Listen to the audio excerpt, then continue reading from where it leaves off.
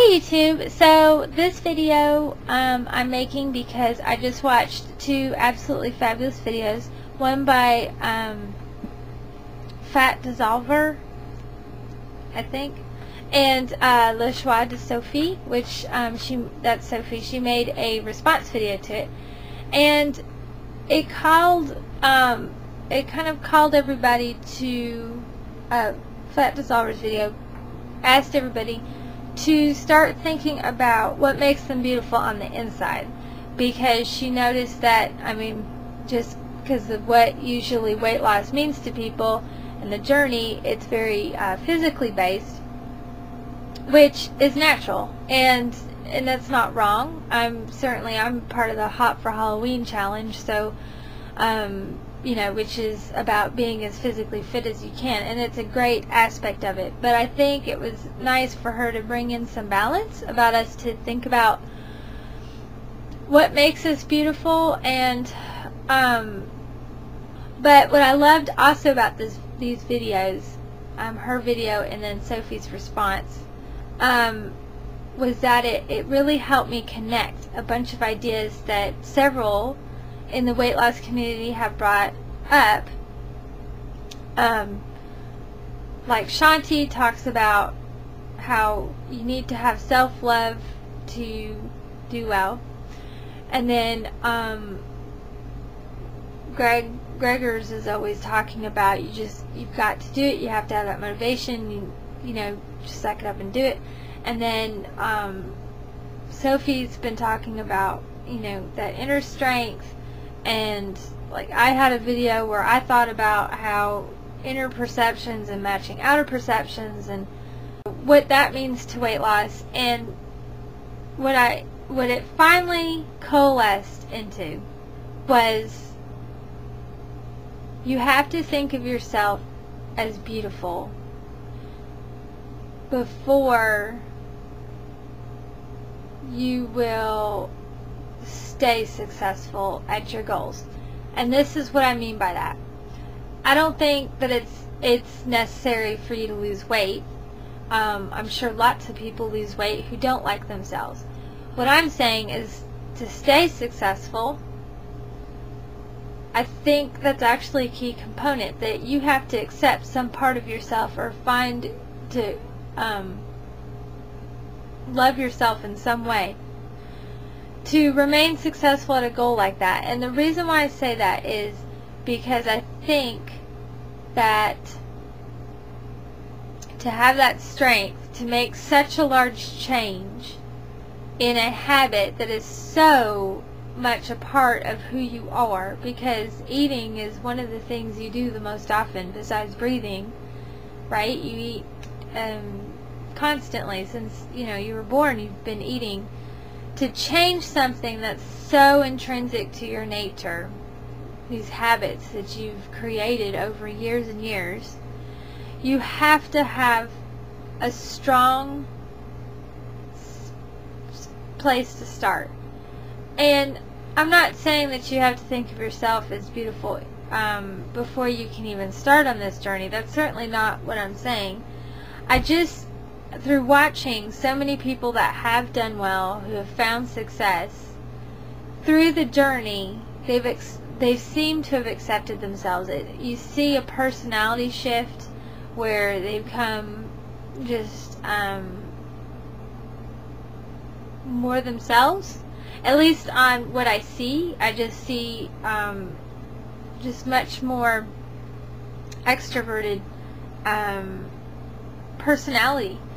And I think too that's also in part because most of us, if we have an eating problem, most of it comes usually through some desire to self-medicate. I think that's where it's deeply rooted.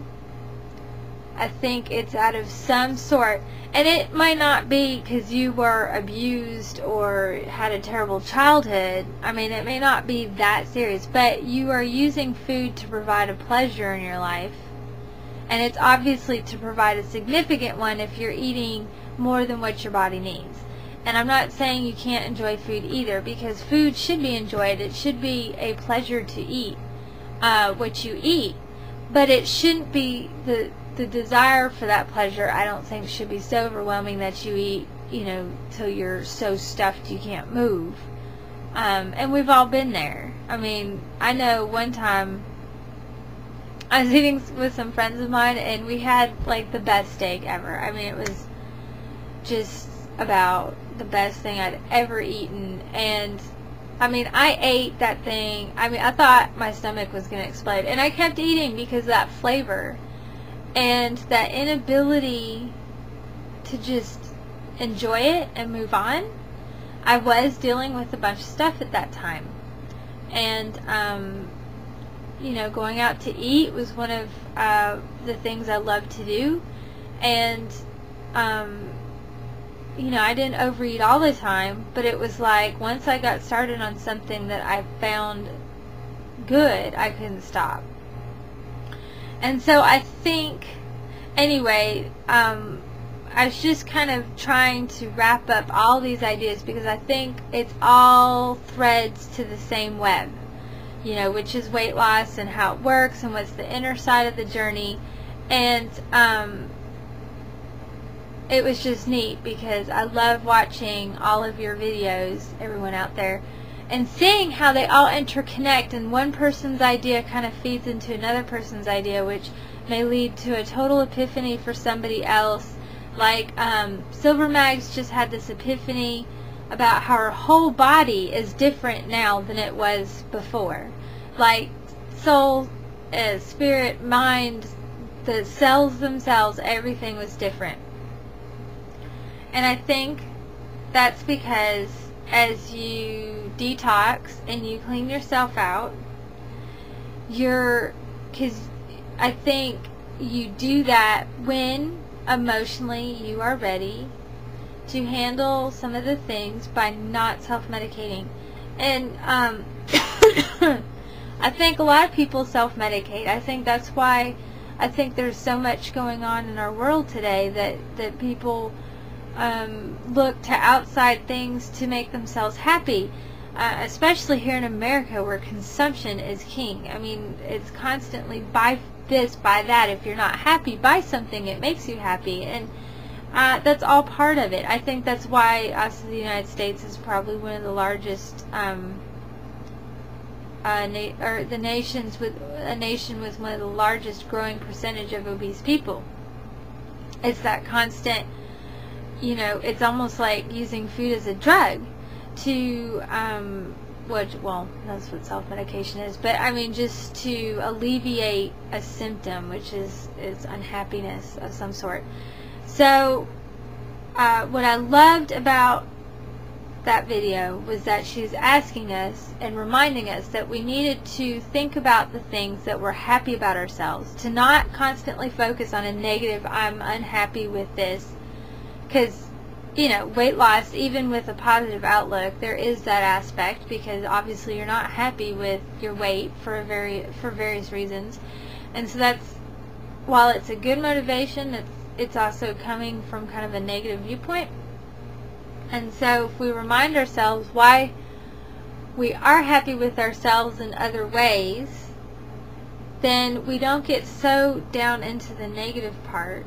And we have the strength to deal with whys, and to why we're doing these things and having these habits, and then we can make those positive changes. And because we're happy or happier, we want to make those changes, and they don't seem so hard, because we accept both our strengths and our weaknesses, and we use our strengths to confront our weaknesses and balance ourselves out. Alright. That was that in a nutshell. I have like 9 million more words to say about it, but it won't fit. And I'm not even sure if what I just said made any sense. If you watched this and it didn't, I'm sorry. But I just want to thank all of you, because it's just so neat to watch videos and to develop your own schema of how you work and how weight loss works, and you can, you know, extrapolate that to other areas in your life. And just very cool. Thank you, and I will see y'all later.